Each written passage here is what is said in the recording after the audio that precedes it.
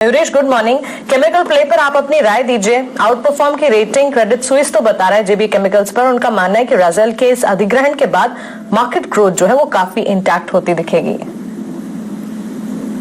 Morning Mansi, तो बिल्कुल मुमकिन हो सकता है। आई थिंक दो चीजें हो रही हैं जेबी केमिकल्स के साथ में। उनकी जो बोथ डोमेस्टिक बिजनेस है और जो सीएमओ बिजनेस है, they are growing at a very very good pace.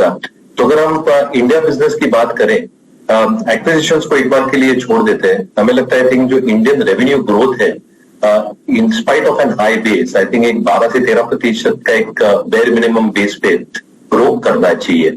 Export formulation और सीएमओ, आई थिंक जो हाई मार्जिन वाले बिजनेस है इनके लिए obviously they are also growing largely. I think जो एक ग्रॉस मार्जिन में डिक्लाइन देखने मिला था वो चुनिंदा प्रोडक्ट्स की वजह से था और इनपुट कॉस्ट इन्फ्लेशन की वजह से था। मैनेजमेंट का कहना पिछले तिमाही में रिकलेक्ट करेक्टली हैज बीन कि ग्रॉस मार्जिन वही रेंज में रहने चाहिए बिटवीन 61-62% और EBITDA margin should be between that 24-25 या 24-26, जो भी वो बैंड था, around this levels as well. तो कहीं ना कहीं जो एक्सपेक्टेशंस है रेवेन्यू ग्रोथ के 13 से 14% के ऊपर, इबिटा और बॉटम लाइन एक्सेस ऑफ 20% और जो हेल्दी फ्री कैश फ्लोज है वो आरओईज को सपोर्ट करेगा क्वाइट सिग्निफिकेंटली गोइंग फॉरवर्ड।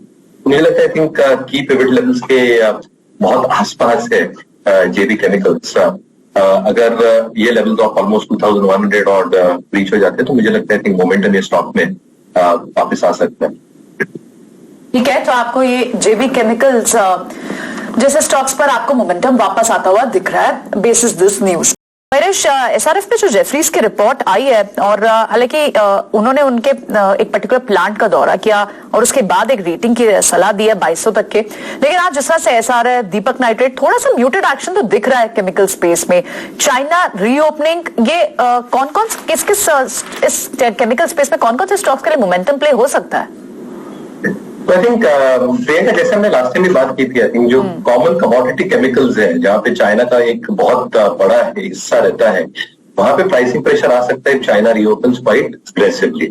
दूसरा देखिए, जो कॉन्फ्रेंस हमने अटेंड किए हैं काफी केमिकल कंपनीज के, जो स्पेसिफिक लाइंस है within specialty chemicals itself, अगर हम फ्लोरोकेमिकल्स की बात करें जिसके विविड एप्लीकेशंस हैं एग्जिस्टिंग इंडस्ट्रीज के लिए भी, रिन्यूएबल्स के लिए भी, इलेक्ट्रिक मोबिलिटी के लिए भी, मुझे लगता है आई थिंक ये स्पेस में काफी कंपनीज ध्यान दे रही।